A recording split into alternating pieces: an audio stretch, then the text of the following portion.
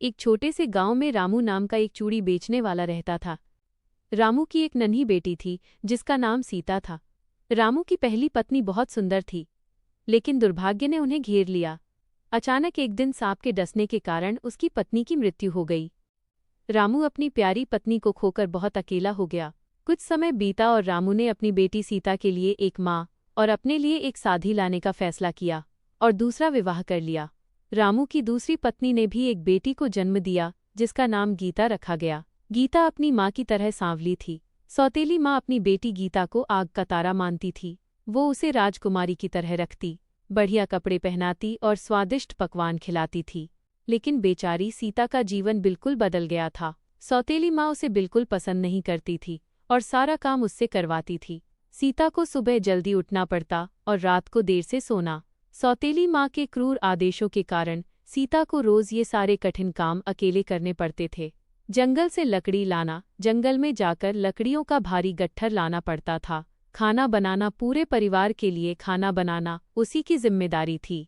पानी भरना, घड़ों में भरकर कुएं से पानी लाना सबसे थकाने वाला काम था। गीता आराम से बैठी रहती और सीता को काम करते देखती, जबकि सौतेली माँ हमेशा सीता पर चिल्लाती रहती थी। सीता को फटे पुराने कपड़े पहनने पड़ते थे और खाने को भी जूठन ही मिलती थी। सीता शांत और विनम्र थी। वो मन ही मन अपनी दिवंगत माँ को याद करती और अपने भाग्य पर रोती थी, लेकिन कभी उफ तक नहीं करती थी। वो चुपचाप बिना किसी शिकायत के अपनी सौतेली माँ और बहन के सारे हुक्म मानती रहती थी। एक दिन सीता पानी भरने के लिए कुएं पर गईं। गर्मी बहुत थी और कुआं भी गांव से दूर था। पानी भरकर भारी घड़ा सिर पर रखकर जब वो घर पहुंची तो उसे काफी देर हो चुकी थी।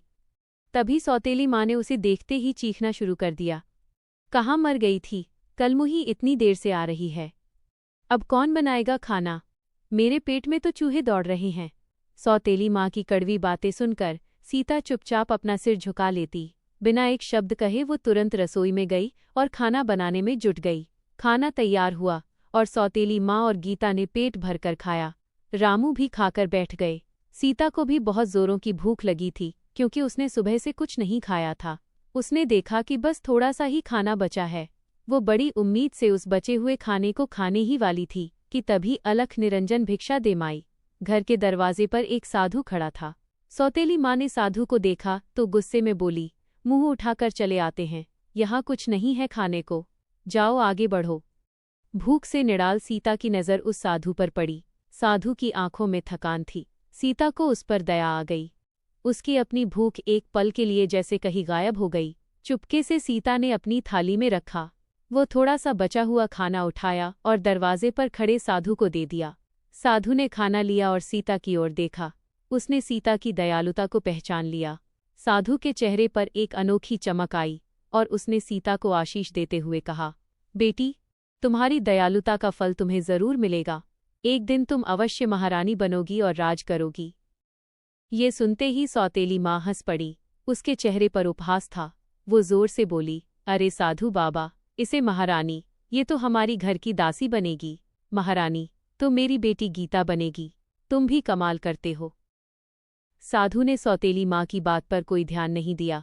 उसने सीता को फिर एक बार आशीर्वाद दिया और मौन धारण कर वहां से चला गया। सौतेली माँ ने सीता को घूर कर देखा और उसे और भी बुरा भला कहने लगी। समय बीतता गया। सीता अब जवान और अधिक सुंदर हो गई थी। भले ही वह फटे पुराने कपड़े पहनती थी, उसकी सुंदरता सौतेली माँ की आंखों में और भी ज्यादा खटकने लगी। एक दिन सौतेली माँ ने रामू से कहा, सुनो जी, सीता अब जवान हो गई है, कब तक इसे यूं ही घर में बिठाए रखेंगे? अब इसका विवाह करवा देना चाहिए। रामू ने चिंता से कहा, लेकिन हम विवाह कैसे करेंगे? हमारे पास तो इतना पैसा भी नहीं है कि ढंग का दहेज दे सकें। सौतेली माँ ने तुरंत एक योजना बनाई जो उसके स्वार्थ से भरी थी। तुम्हें चिंता करने की जरूरत नहीं है। मैं सोच रही हूँ कि क्यों न हम इसका विवाह किसी गरीब घर में करवा दें या किसी ऐसे परिवार में जो ज्यादा पैसे की मांग न करें। रामू ने पूछा, लेकिन क्यों? सौतेली माँ ने अपनी बात को समझाते हुए कहा, देखो, अगर गरीब घर में विवाह होगा तो हमें दहेज भी नहीं देना पड़ेगा, हमारा पैसा भी बच जाएगा और ये बेटी भी विदा हो जाएगी। एक बार ये घर से चली गई तो घर के काम और सारे खाने पीने की बचत हो जाएगी। गरीब घर में इसे ज्यादा आराम की उम्मीद भी नहीं होगी और ये अपने ससुराल में चुपचाप काम करती रहेगी। सौतेली माँ ने अपनी बात को इस तरह से पेश किया कि जैसे वो सीता की भलाई के लिए सोच रही हो, लेकिन असलियत में वो केवल सीता से पीछा छुड़ाना चाहती थी। रामू को लगा कि उसकी बात सही है, क्योंकि उनके पास वास्तव में पैसा नहीं था। बस फिर क्या था? सौतेली माँ ने गांव में ये अफवाह फैलानी शुरू कर दी कि सीता के लिए एक गरीब वर की तलाश की जाए, ताकि कम से कम खर्च में वो अपनी सौतेली बेटी को विदा कर सके। सौतेली माँ ने देर नहीं लगाई। उसने अपनी योजना पर तुरंत काम शुरू कर दिया। कुछ ही दिनों में उसने गांव में सीता के लिए एक बहुत ही गरीब परिवार ढूंढ लिया। वो परिवार इतना गरीब था कि उनकी रोजी रोटी रोज की कमाई पर चलती थी। जिस दिन पति काम करके कमाता, उसी दिन घर में खाना बनता। अगर किसी दिन कमाई नहीं हुई तो उन्हें भूखे पेट पानी पीकर ही सोना पड़ता था। सौतेली माँ ने सोचा कि इस घर में सीता को कोई सुख नहीं मिलेगा और वो कभी वापस आकर उन्हें तंग नहीं करेगी। रामू ने भी बिना ज्यादा पूछताछ किए कम से कम खर्च में सीता का विवाह उस गरीब लड़के से कर दिया। सीता को अपनी नई विपन्न जिंदगी स्वीकार करनी पड़ी। हालांकि उसका पति गरीब था, पर वो एक अच्छा इंसान था। वो सीता से बहुत प्रेम करता था और हर मुश्किल में उसका सहारा बनता था। सीता ने अपनी किस्मत को मान लिया और उसने चुपचाप अपनी नई जिंदगी की सारी चुनौतियों को स्वीकार कर लिया। उसे याद था साधु का वो आशीर्वाद, जिसने उसके दिल में उम्मीद की एक छोटी सी लौ जला रखी थी। इधर सौतेली माँ ने अपनी बेटी गीता के लिए बहुत ऊंचा रिश्ता ढूंढा। उसने अपने संपर्क का इस्तेमाल किया और अपनी सांवली बेटी गीता का विवाह एक बड़े राजघराने में करवा दिया। गीता अब महलों में रहती थी, जहां हर तरफ ठाट-बाट थी। वह दासियों से घिरी रहती और हर प्रकार का सुख भोगती थी। सौतेली माँ अपनी बेटी के राजयोग पर बहुत गर्व करती थी और सीता की गरीबी पर मन ही मन खुश होती थी। वो अक्सर कहती, देखा, मैंने पहले ही कहा था, मेरी बेटी ही रानी बनेगी। सीता अपने गरीब घर में शांति से अपने पति के साथ रहती थी। वो जानती थी कि उसे किस्मत से जो मिला है, उसे उसी में संतोष करना है। एक रानी के राजसी ठाट-बाट के सामने भी सीता ने अपनी विनम्रता और संतोष को नहीं खोया। एक शाम सीता का पति उदास मन से घर लौटा। उसे आज कोई काम नहीं मिला था और उसकी रोज की कमाई शून्य थी। घर में खाने को कुछ नहीं था। पति पत्नी दोनों ने एक दूसरे की तरफ देखा और भारी मन से पानी पीकर ही सो गए। अगली सुबह सीता ने दृढ़ता से अपने पति से कहा, अब और नहीं, मैं कब तक आपको अकेले संघर्ष करते देखूंगी। आज से मैं भी काम पर जाऊंगी। 2-4 घरों में खाना बना दूंगी तो कम से कम हमें भूखे पेट नहीं सोना पड़ेगा। सीता ने काम की तलाश शुरू की और घूमते घूमते वो अपनी ही बहन गीता के महल जैसे घर के दरवाजे पर पहुंच गई। गीता अब महारानी जैसा जीवन जी रही थी। सीता ने संकोच से दरवाजा खटखटाया। जब गीता ने सीता को काम मांगते देखा तो उसके चेहरे पर एक क्रूर मुस्कान आ गई। गीता ने कहा, ओ सीता, काम तो मैं तुम्हें दे दूंगी, लेकिन मेरी कुछ शर्तें हैं, ध्यान से सुन लो।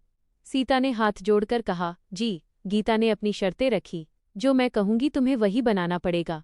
तरह तरह के व्यंजन तैयार करने पड़ेंगे और काम के बदले तुम्हें पगार में बस 2 खुराक खाना ही मिलेगा, बस उतना जितना हमारे खाने के बाद बच जाए। सीता को ये शर्त बहुत कठोर लगी।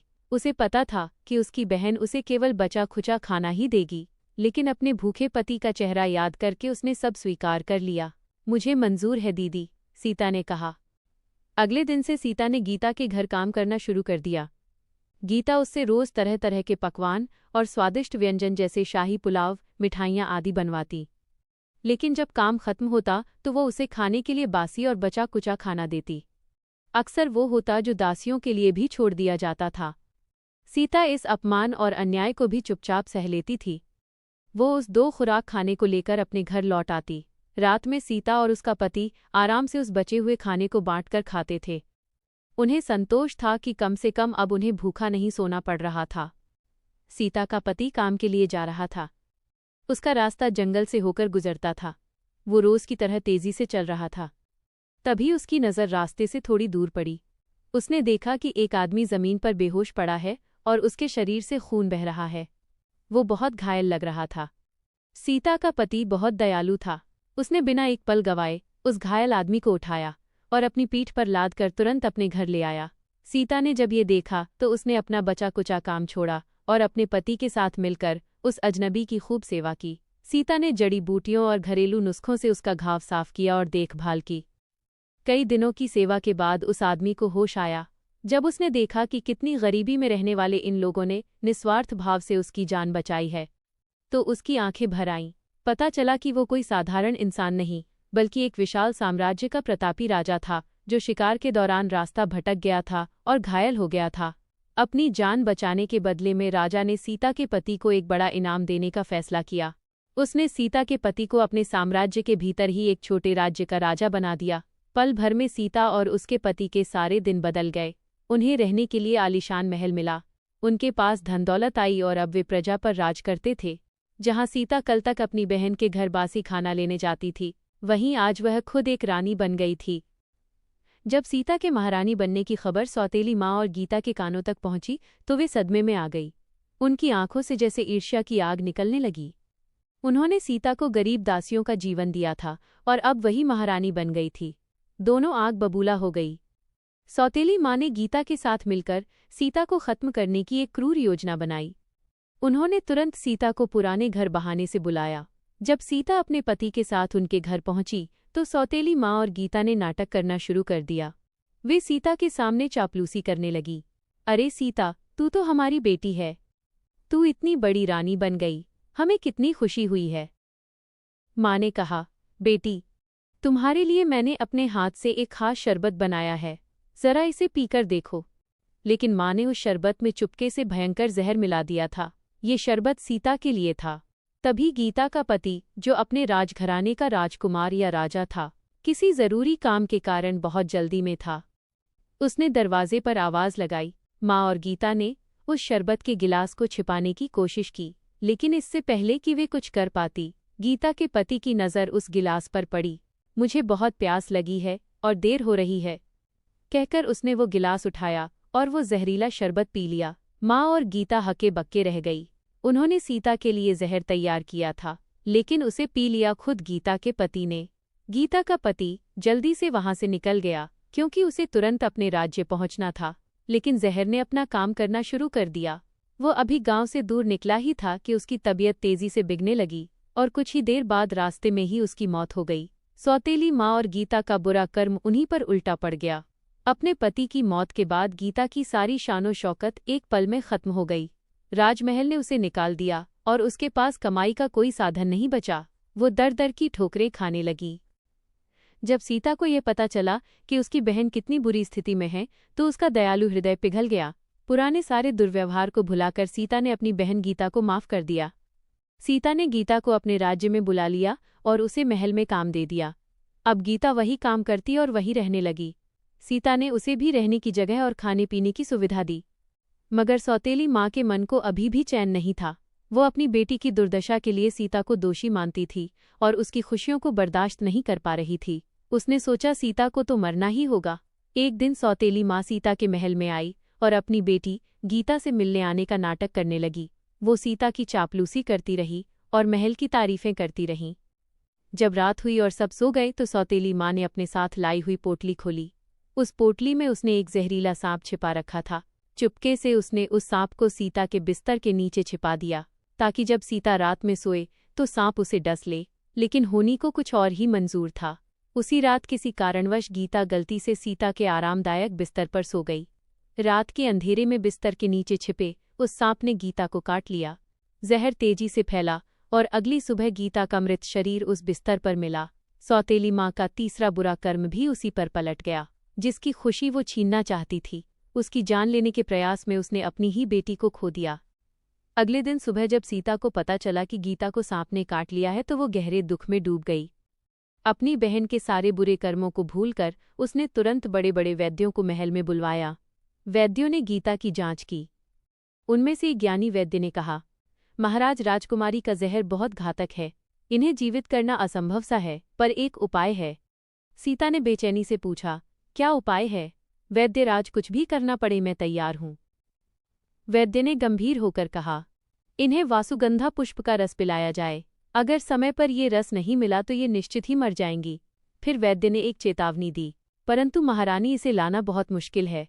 यह पुष्प केवल हिमालय की पहाड़ियों पर मिलता है और सबसे बड़ी बात, इस पुष्प को केवल वही छू सकता है जिसने कभी कोई पाप न किया हो, जिसके मन में कोई छल कपट न हो, जो पूरी तरह पवित्र हो। सारा महल सन्नाटे में डूब गया। इतने कठिन कार्य को कौन करेगा? तभी महारानी सीता खड़ी हुई। उनकी आंखों में दृढ़ संकल्प था। उन्होंने निर्भीकता से घोषणा की, मैं जाऊंगी। वासुगंधा पुष्प मैं लेकर आऊंगी। मुझे विश्वास है कि मैंने कभी किसी का बुरा नहीं चाहा और मेरी दया ही मेरी पवित्रता है। मैं अपनी बहन को मरने नहीं दूंगी। सीता ने तुरंत अपनी यात्रा की तैयारी शुरू कर दी। सीता ने वासुगंधा पुष्प लाने के लिए हिमालय की ओर अपनी यात्रा शुरू की। उसके पति ने उसे रोकने की बहुत कोशिश की, लेकिन सीता का संकल्प अटल था। पुष्प तक पहुंचने के लिए सीता को कई दुर्गम रास्तों से गुजरना पड़ा। रास्ते में उसे एक घने जंगल से होकर गुजरना पड़ा। यह जंगल बहुत खतरनाक था, जहां खूंखार जानवर घूमते थे और चारों तरफ गहरा अंधेरा छाया था। सीता निडर होकर आगे बढ़ रही थी, क्योंकि उसका उद्देश्य पवित्र था।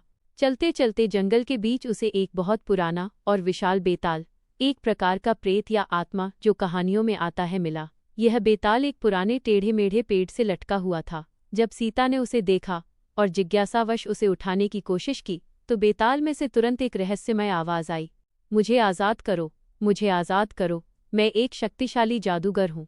अगर तुम मुझे आज़ाद कर दोगी तो मैं तुम्हारी एक इच्छा पूरी कर दूंगा। सीता ने हैरान होकर उस बेताल से पूछा, तुम मेरी इच्छा पूरी करोगे, पर तुम कैसे आज़ाद होगे? बेताल ने एक भयानक हंसी के साथ जवाब दिया और उसकी आवाज़ में छल था, मुझे आज़ाद करने का रास्ता बहुत कठिन है। जब तुम पूरी तरह नग्न अवस्था में मेरे सामने आओगी और मुझे छुओगी, तभी मैं इस बंधन से मुक्त हो पाऊंगा। बोलो सीता, क्या तुम ऐसा करोगी? सीता एक पल के लिए रुक गई। उसे अपनी पवित्र यात्रा याद आई। बेताल की शर्त उसकी पवित्रता को भंग करने वाली थी। सीता बेताल की बात सुनकर एक पल के लिए रुकी। वो तुरंत समझ गई कि बेताल की ये शर्त उसके चरित्र की परीक्षा थी। यदि वह अपनी बहन की जान बचाने के लिए अपनी पवित्रता खो देती, तो वह वासुगंधा पुष्प को छूने के योग्य ही नहीं रह जाती, जिसके लिए उसने ये यात्रा शुरू की थी। सीता ने दृढ़ता से बेताल की शर्त को अस्वीकार कर दिया। उसने बेताल से कहा, मुझे अपनी बहन की जान बचाने के लिए ये पाप करने की आवश्यकता नहीं है। मेरा मार्ग सत्य और पवित्रता का है। बेताल की कोई भी इच्छा पूरी किए बिना सीता आगे बढ़ गई। वो कई दिन और रात चली, तमाम मुश्किलों का सामना किया और आखिरकार वो हिमालय की ऊंची पहाड़ियों तक पहुंच गई। वहां की बर्फीली चोटियां उसकी पवित्रता की साक्षी थी। सीता ने वासुगंधा पुष्प की खोज करना शुरू कर दिया। वो पुष्प एक ऊंचे दुर्गम स्थान पर अपनी दीप आभा चमक बिखेर रहा था। जैसे ही सीता उस पुष्प के करीब पहुंची, उसे वहां एक जोरदार आवाज सुनाई दी। यह आवाज उस स्थान की रक्षा करने वाली दिव्य शक्ति की थी। तुम पुष्प लेने आई हो, ये वासुगंधा पुष्प ऐसे नहीं मिलेगा। सीता ने विनम्रता से पूछा, तो फिर मुझे क्या करना होगा? दिव्य आवाज ने कहा, तुम्हें अपनी पवित्रता सिद्ध करनी होगी। तुम्हें दहकती हुई आग पर चलकर इस पुष्प को छूना होगा। यदि तुम्हारे मन में कोई पाप, कोई द्वेष नहीं है, तभी तुम इस अग्नि परीक्षा में सफल हो पाओगी। आवाज ने आगे कहा, अगर तुम ऐसा कर सको तो ये पुष्प ले जाओ और अपनी बहन का जीवन बचाओ। सीता ने एक पल के लिए भी नहीं सोचा। उसे अपनी पवित्रता पर पूरा विश्वास था और उसकी आंखों के सामने केवल अपनी बहन गीता का जीवन था। उसने वासुगंधा पुष्प की ओर देखा और फिर दहकती हुई आग की ओर। अगर मैंने कभी किसी का बुरा नहीं चाहा, अगर मेरे मन में कोई पाप नहीं है, तो यह अग्नि मेरा बाल भी बांका नहीं कर पाएगी। सीता ने मन में निश्चय किया और फिर बिना डरे सीता ने उस अग्नि पर चलना शुरू कर दिया। चमत्कार हो गया। जैसे ही सीता ने अग्नि पर पैर रखा, आग की लपटें ठंडी पड़ गईं और रास्ता शीतल हो गया। सीता के पैर जले नहीं, बल्कि ऐसा महसूस हुआ जैसे वो फूलों पर चल रही हो। सीता ने सफलतापूर्वक अग्नि परीक्षा पार की और जाकर वासुगंधा पुष्प को उठा लिया। सीता तुरंत वह दिव्य पुष्प लेकर वापस अपने महल पहुंची। जरा भी देर न करते हुए उसने उस वासुगंधा पुष्प का रस निकाला और अपनी मृत प्राय बहन गीता के मुंह में डाला। रस गले से नीचे उतरते ही जहर का असर खत्म होने लगा। कुछ ही देर में गीता की सांसें वापस आई और उसने आंखें खोल दीं। सीता की पवित्रता ने उसकी जान बचा ली थी। यह सब देखकर सौतेली माँ का हृदय पूरी तरह पिघल गया। उसने देखा कि जिस बेटी को वो मारने की हर कोशिश करती रही, उसी बेटी ने अपनी जान जोखिम में डालकर उसकी दूसरी बेटी को जीवन दान दिया है। उसका अहंकार, ईर्ष्या और नफरत चूर चूर हो गया। वो जमीन पर घुटनों के बल बैठ गई और सीता के पैरों पर अपना सिर रख दिया। सीता, मेरी बेटी, मैं पापी हूँ। मैंने तुम्हें दासी समझा और तुम्हारी जान लेने की कोशिश की, लेकिन तुमने मेरी बेटी को जीवन दान दिया। सौतेली माँ की आंखों से आंसू बहने लगे। उसने सच्चे मन से सीता से माफी मांगी। सीता ने अपनी सौतेली माँ को उठाया और गले लगा लिया।